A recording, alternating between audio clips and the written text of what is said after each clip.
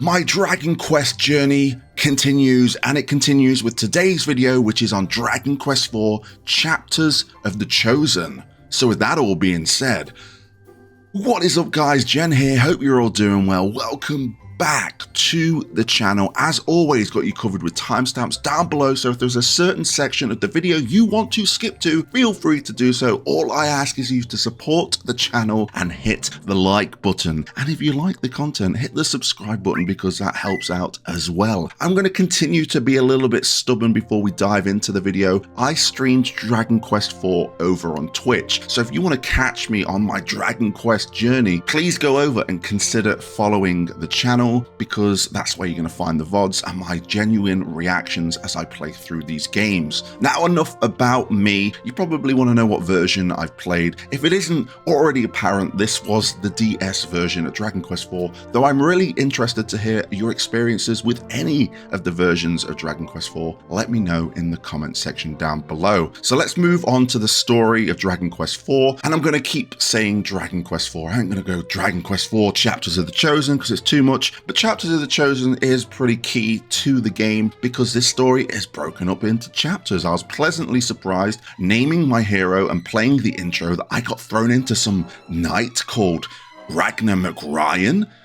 This is the setup of Dragon Quest IV. It's broken up into chapters. We get introduced to each individual character that interweaves into the overall story. And after playing games like Octopath Traveler and Live Alive, I kind of dig this story system where you get to have these intimate experiences with individual characters, get to know their view on the world, get to know how they interact with characters and how they interact with the story. And Dragon Quest IV does a really good job of doing that. Not only that, it introduces you to regions of the world as well, because each character is based in each region. So you kind of get a feel for what each region is before you have traversed the world as your group of characters once you finally set on who you want to take. This also weaves into the gameplay, but we'll talk about that a little bit later. But I really like the story of Dragon Quest IV. I like the characters, I like going through the towns. I did not like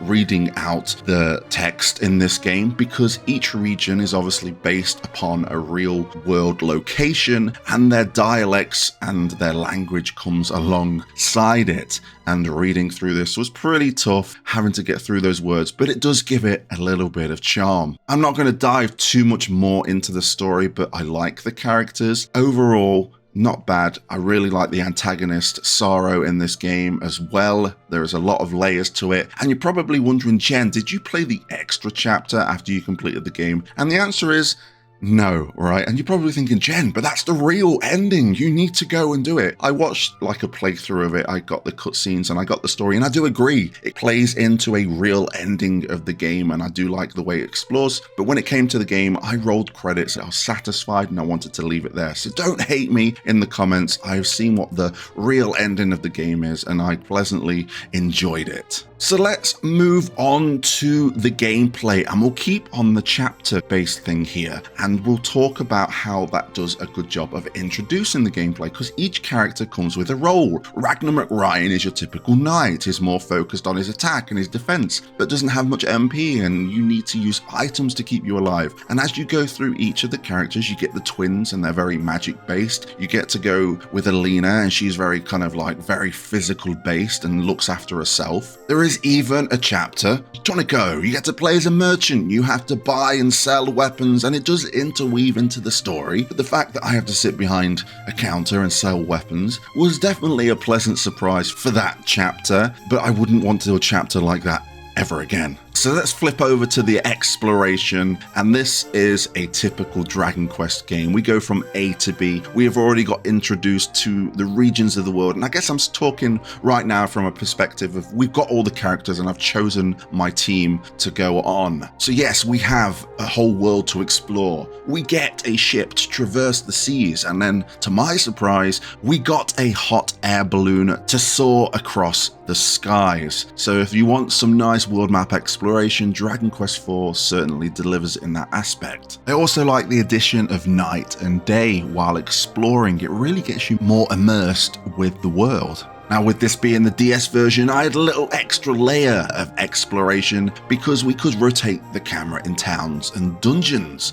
So we could go into a town and I could look behind a building and there could be a barrel or a chest there. So it added a nice layer of exploration, and I do get the satisfaction of opening a chest or smashing a barrel and getting a seed. I'm getting rewarded for my exploration. And talking about being rewarded for your exploration, mini medals are here as well. What a great little mechanic to kind of go off beaten paths and go in nook and crannies that you would not usually go in. Get these mini medals, you take them to the dude and he gives you items as you get more and more, and these items are quite valuable and quite resourceful when it comes to the combat. I can't forget about the keys you get along the way, so it gives you more of a reason to backtrack and go back to previous places that you've not been to get more and better items. Heck, there's even a casino in this game. I believe Dragon Quest IV was the first Dragon Quest to introduce a casino, I think, and it was nice to just have a little bit of fun, take a little bit of a break from the adventure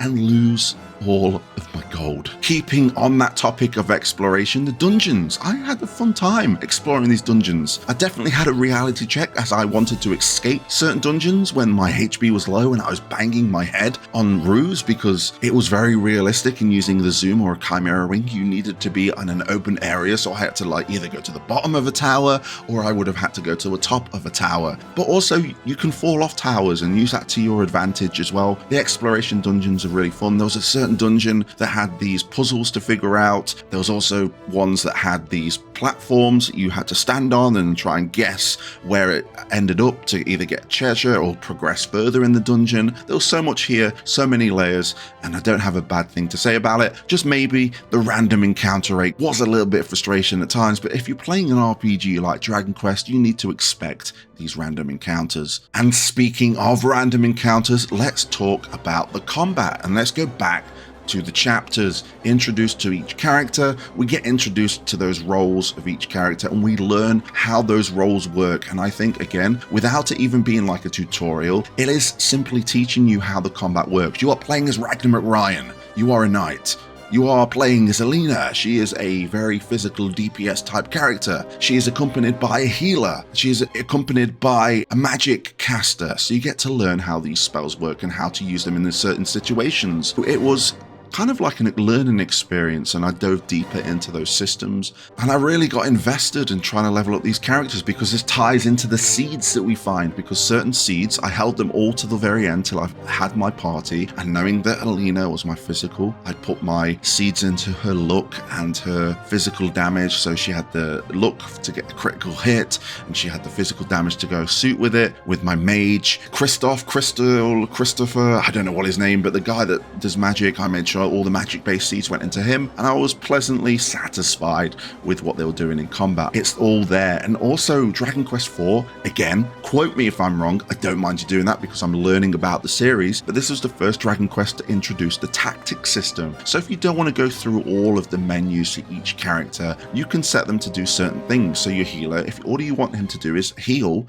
then set that tactic to do it. So when his turn comes around, the AI will use the healing efficiently to make sure that is being done. If you've got someone you just want to attack, just get them attack relentlessly and hope for the best. I didn't use it, but it's there for those that want to go for a bit more of a tactical approach and maybe don't want to go through so many menus in combat. And another thing I always seem to forget in Dragon Quest games when it comes to combat is using weapons as an item in battle. Very resourceful, and the fact that there is more items here in Dragon Quest IV to choose from, there is a lot more strategy you can add to combat, and the best thing, as we all know, is we can do it as many times as we want. I particularly like the sprite work that is in here in the DS version when it comes to battles. I like the way they move, I like the way they look. It just really pops and makes battles feel a lot more immersive without having to see our characters do the attacks. And of course, the boss battles, some of these were challenging. The game does a good job like it has done in Dragon Quest games past. If you are in a certain section of the map, you will know if you are under-leveled. So I certainly had to do some grinding. I found some metal slimes. I was satisfied that they didn't run away. And when it got to these boss fights, I made sure that I was going in really tactical, and I had a really satisfying final boss fight as well. Now that's everything when it comes to gameplay and combat. So let me finish off with the music. And again, we're getting that Dragon Quest sound. I'm getting used to the Dragon Quest music now. I'm enjoying it. I'm listening to different arrangements of it. And Dragon Quest IV has a banging boss battle theme as well as an overworld theme. Heck, even when you play as one of the characters, I don't know if it's one of the twins or if it's Alina, the world map music changes and it's a bit of a bop, but I did like the soundtrack to Dragon Quest IV. And that's about it. I'm more interested to hear your guys' thoughts, and let me know all of those thoughts in the comment section below. I appreciate your time, and yes, I will be venturing over to Dragon Quest V eventually. Again, if you want to follow me on this journey, or if you just want to subscribe for my content, please consider it by hitting the subscribe button, liking the video by hitting the like button, getting involved in the comments, and I thank you for watching, and until next time, I'll catch you on the flip side.